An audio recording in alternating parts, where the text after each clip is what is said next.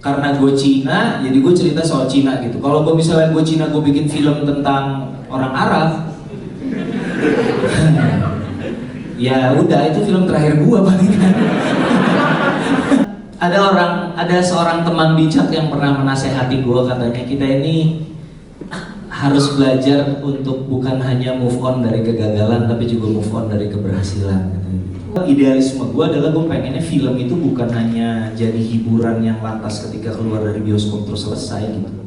Idealisme gue itu bisa nggak sih ada sesuatu yang linger gitu, sesuatu yang nyangkut di penonton ketika dia selesai nonton. Ya. Aku nggak mau pertanyaan generik, tapi what is your biggest failure? Waduh. Di dalam menuju di dunia entertain. Pertanyaan pertama langsung kegagalan terbesar ya. Ya. Kegagalan terbesar. Apaan ya?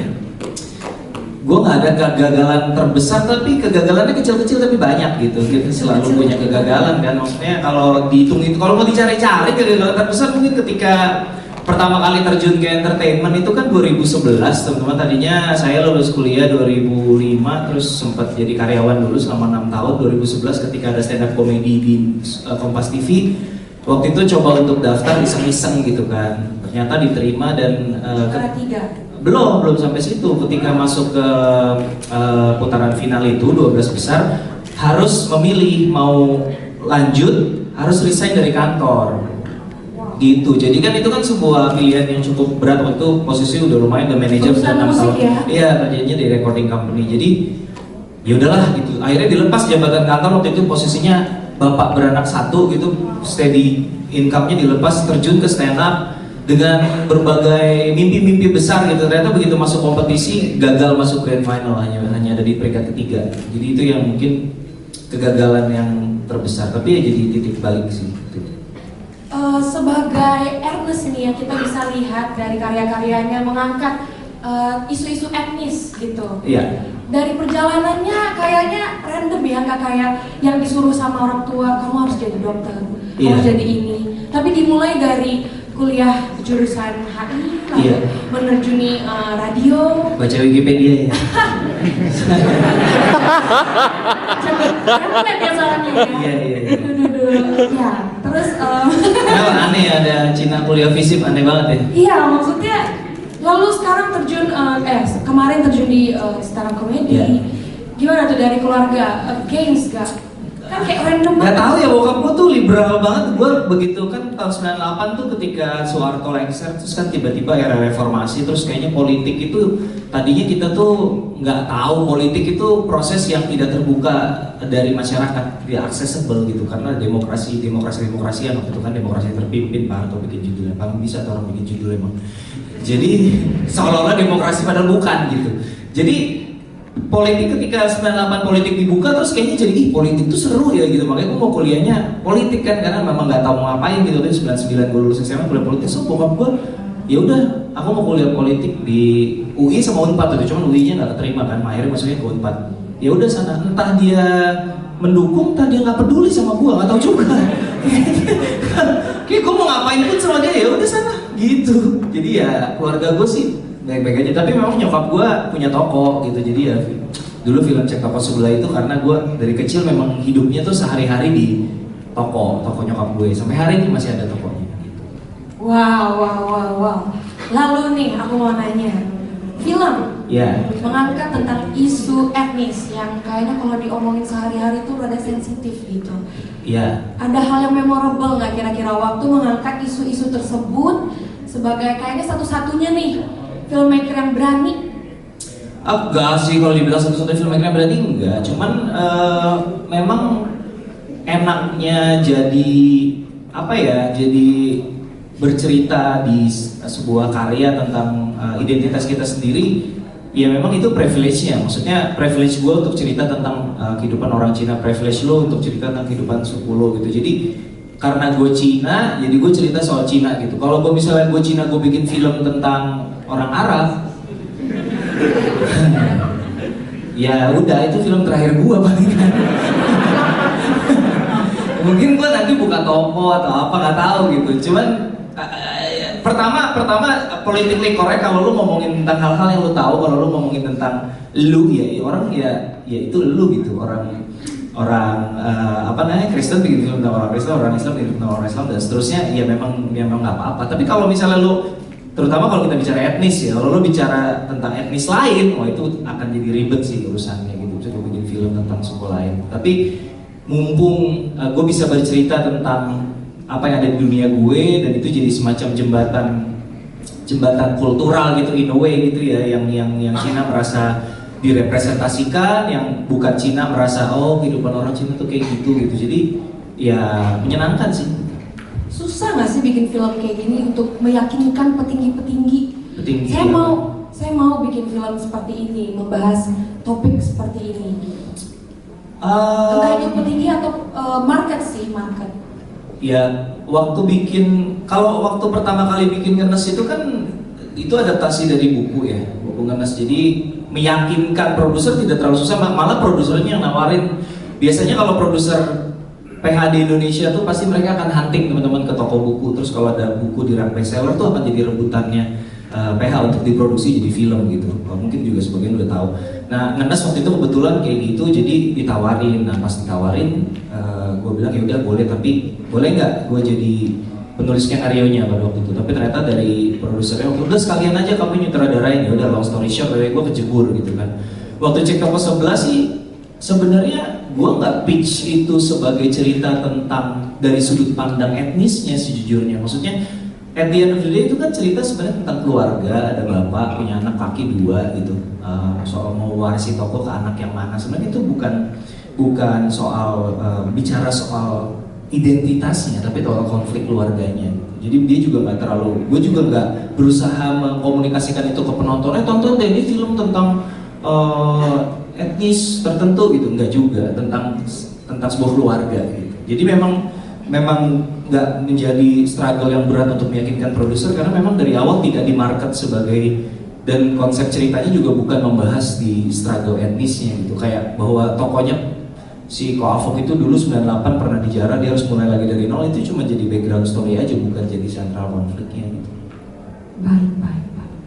Dan banyak sih, kayaknya saya tuh ngerasain vibe-vibe banyak yang ingin bertanya. Tapi sebelum nanya, saya mau beberapa pertanyaan lagi. Bentar ya, ini privilege banget nih jadi MC ya.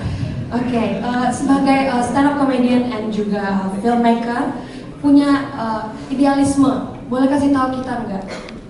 Apa idealismenya? Idealisme gue? Yes. Idealisme gue adalah gue pengen film itu gini, bikin film itu capek ya teman-teman, capek banget, prosesnya panjang, bikinnya perlu banyak orang, banyak modal, nontonnya juga capek, lo harus ganti baju, harus ongkos ke bioskop, harus meluangkan waktu ya kan, 2 jam kira-kira, harus beli popcorn dan lain sebagainya. Jadi bikinnya capek, nontonnya juga capek. Makanya idealisme gue adalah gue pengennya film itu bukan hanya jadi hiburan yang lantas ketika keluar dari bioskop terus selesai gitu.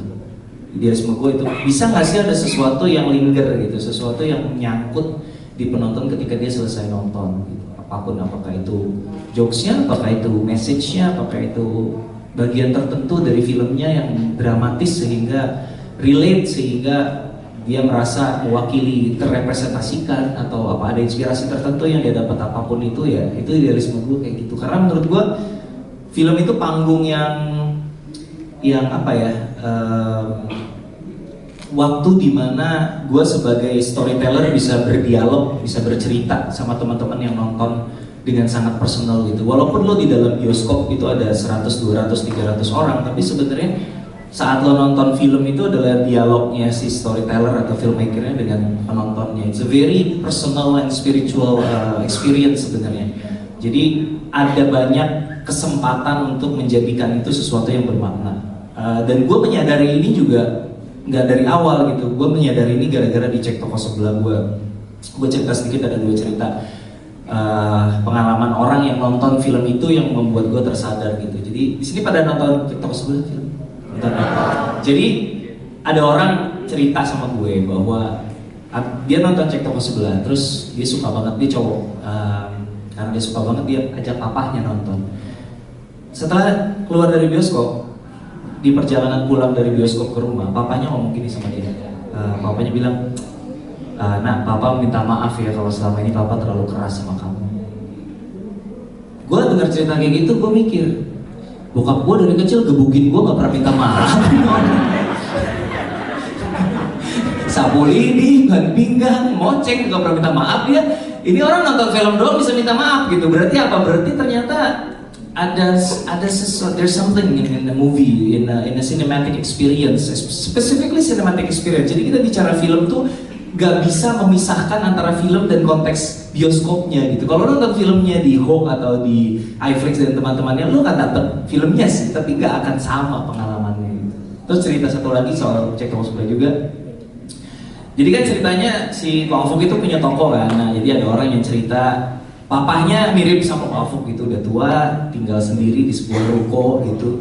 Nah anak-anaknya ini ada 2 orang udah pada menikah dan sudah keluar, jadi si bapak ini tinggal sendiri di ruko yang besar itu. Nah dia nih si penontonnya ini sebagai anak, maksudnya selama ini berusaha bujuk papanya, udah lah Pak, itu rumah kegedean buat papa, mending dijual aja, kita beliin papa rumah yang lebih kecil, lebih baru. Tapi papanya tuh nggak pernah mau tinggalin rumah itu gitu. Nah setelah nonton Cek Toko Sebelah, dia cerita sama gue baru ngerti kenapa bapak gue tuh gak pernah mau keluar dari rumah itu. Ya karena seperti halnya Ko Afuk itu tuh semua kisah hidup dia, pengalaman dia ngebangun usahanya, kenangan dia dengan almarhum istrinya, semuanya ada di rumah itu gitu. Dia gak mau berpisah dengan itu. Jadi itu 2 dari sekian banyak cerita dramatis yang membukakan wawasan gue bahwa ternyata film itu lebih dari sekedar hiburan gitu. Film itu adalah sebuah, apalagi ditonton di bioskop ya, adalah sebuah it's a spiritual journey gitu buat gue. Jadi idealisme gue adalah bagaimana menjadikan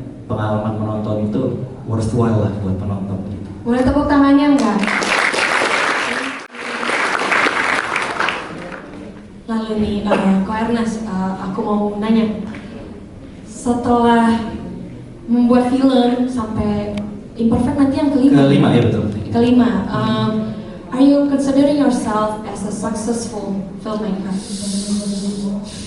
Nominasi, piala. Ada seorang teman bijak yang pernah menasehati gue, katanya kita ini harus belajar untuk bukan hanya move on dari kegagalan, tapi juga move on dari keberhasilan. Katanya. Wow. Jadi kita sering terima advice untuk kalau gagal kita harus move on, kita harus bangkit. Tapi jarang sekali kita dengar kalau sukses pun kita harus move on gitu. Kalau kita sukses terus kita nggak move on, kita nyangkut di atas, and then it's too late. Tiba-tiba kita udah menguap gitu, kayak udah hilang aja gitu. Jadi gue berusaha untuk try to stay grounded aja. Maksudnya kalau dibilang sukses, ya mungkin secara jumlah penonton sampai saat ini ya hoki gue masih bagus lah gitu ya, masih oke gitu jumlah penonton. Cuman secara kualitas gue merasa masih harus terus belajar. Gue menargetkan setiap film harus ada tantangan baru, harus ada stepping out of my comfort zone. Ketika Cek Toko, titik baliknya sebenarnya Cek Toko 11 sih. Ketika itu buat teman-teman yang nggak tahu, ketika itu penontonnya 2,6 juta, itu cukup banyak tahun 2016. Kalau gue mau gampang sebenarnya gue tinggal bikin film Cina-Cinaan lagi di 2017 gitu. Kalau mau gampang ya, maksudnya gampang nih kan penonton. Yang sama ya. Formula yang sama, atau kalau perlu bikin sequel Cek Toko Sebelah 2 gitu. Kayaknya hidup gue akan tenang banget tuh. Ya kipas-kipas aja di Maldives ya kan. Cuman pasti di Maldives ya. Iya kan, biar itu tuh ikonik gitu. Nah, cuman kayaknya kok kalau gue kayak gitu ntar gue nggak berkembang aja gitu. Sementara sayang kesempatannya. Jadi di Susah Sinyal di film ketiga gue sengaja menjauh dari zona nyaman itu gitu. Jadi gue tinggalin soal keluarga Chinese yang selama ini Cina itu jadi bagian esensial, jadi fondasi berkarir gue, identitas gue, semuanya gue tinggalin gitu. Makanya di Susah Sinyal bukan cerita tentang itu gitu. Keluarganya pun bukan keluarga Cina. Jadi itu cara gue menantang diri gue untuk keluar dari comfort zone, dan sampai ke sekarang masih terus terjadi di setiap film, termasuk di film Imperfect yang film yang paling stressful buat gue, paling capek, paling bikin wah gila lah gitu, pokoknya gila banget. Kenapa tuh? Boleh? Karena banyak hal. Pertama karena message-nya serius banget ya. Ini kan tentang apa ya, self acceptance, tentang beauty standard, tentang berdamai dengan diri sendiri, tentang menerima bahwa kita nggak harus sempurna untuk bisa bahagia. Itu kan berat gitu, dan itu diangkat dari buku istri gue, dan ceritanya atau message-nya itu sebenarnya quite feminine gitu sebenarnya. Struggle dengan body shaming dan segala macam itu isu yang lebih banyak dialami sama perempuan dibanding laki-laki. Sementara gue laki-laki kan, jadi takut gue nyeritain itu sebenarnya gue takut karena takut bener nggak ya gue ngerangkai ceritanya gitu. Perempuan ketika nonton ini ngerasa terrepresentasikan atau enggak gitu. Jadi cukup membebani gue. Terus hal-hal teknis kayak Jessica Mila harus naik berat badan 10 kg gitu. Itu buat gue juga stres juga mikirinnya gitu. Pertama ada nggak ya aktor cewek yang mau naikin berat badan 10 kilo gitu. Kayaknya nggak gampang nyarinya gitu. Nah ketika dapat yang mau dan berani, prosesnya juga nggak gampang gitu. Dia pikir kalau dia makan apa aja akan gampang, ternyata tidak semudah itu. Jadi kita ada ahli gizi, kita ada personal trainer, kita bikin dalam waktu 1,5 bulan kurang lebih dia harus naik 10 kilo gitu. Walaupun itu belum selesai sampai di situ, gue pengen bikin dia gemuk. 10 kilo itu hanya ngisi di daerah pipi ya kan, double chin gitu. Tapi kan badannya tetap harus gue bikin fat suit gitu, kayak lapis kayak baju tapi tebel, buat daleman tapi tebel. Nah itu kita harus terbang ke Bali, ada orang bule yang bikin itu, orang Swiss jago banget. Dia bikin cetakan di gips. Jadi teknisnya itu ribet banget. Persiapan film sampai 3 bulan. Gue belum pernah persiapan sampai 3 bulan. Biasanya maksimal 2 bulan. Syutingnya juga sampai 29 hari. Kemarin Millie dan Mamet itu cuma 19 hari sekedar perbandingan, dan itu pun harus kita pisah jadi 2 fase syuting. Kita syuting gemuknya dulu, kita break 1,5 bulan, kita syuting lagi kurusnya Mila, harus nurunin lagi berat badannya untuk syuting fase kurusnya. Jadi gila sih, stres banget. Ada banyak sekali hal yang harus kita siapin di pre-production yang membuat supaya syutingnya itu berjalan dengan baik. Jadi ya gitulah. Jadi ya selalu berusaha untuk mencoba hal baru biar nggak stagnan aja gitu. Hal-hal baru udah dicobain, ada nggak revelation yang ditimba dari ngerjain Imperfect? Ada. Apa tuh?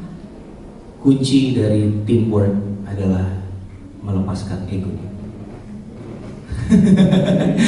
Jadi gini teman-teman, banyak kan yang nanya apa sih bagian tersulit dari menjadi sutradara? Bagian tersulit dari menjadi sutradara menurut gua adalah managing the people. That's the hardest part. Lu harus kerja dengan orang-orang hebat yang jam terbangnya rata-rata lebih tinggi dari gua, dengan talent yang luar biasa.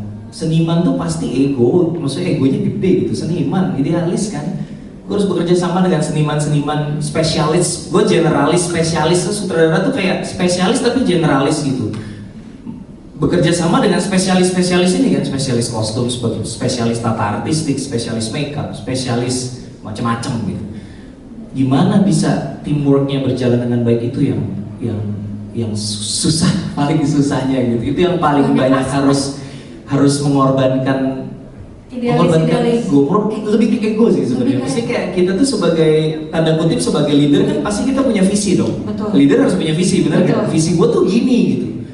Tapi saat menjalankannya dan lo harus berkolaborasi dengan orang lain, tidak semudah itu gitu. Dan lo harus terbuka pada ide-ide baru yang datang dari orang. Jadi gue belajar bahwa yang gue mau belum tentu selalu bisa terwujud. Bisa jadi beda. Tapi beda nggak berarti lebih buruk. Iya dong. Bisa jadi beda itu malah lebih bagus. Bisa jadi karena ide gue tuh gini, begitu gue dapat ide yang lain nggak gini, maksud gue tuh gue maunya nggak gini gitu kan. Tapi itu kan ego tuh yang berbicara. Gua maunya nggak begini, itu udah ego tuh. Tapi kalau setelah oke, tarik napas dulu, direnungkan lagi, direview baik-baik secara lebih jernih, bagusan ide dulu sih. Ya kita ikutin dulu aja lah gitu. Jadi itu proses yang panjang dan cukup mencerahkan secara mindset. Gue belajar banyak terutama di film Imperfect ini. Jadi ada horizon berpikir yang baru. Oh iya, bisa. Hotel ya, Cok. Dapat aja. Gen Z can't relate. Ganti Kok kita bisa dapat cuplikan gak sih? Cuplikan apa tuh? Untuk film Imperfect yang bakal tayang 19. Tahu deh, ini ada YouTube-nya di sini. Nah, tonton di YouTube aja nanti trailer Imperfect, tinggal nonton sendiri. Siap deh kalau gitu, kita tepuk tangan dong buat Eros Melanda.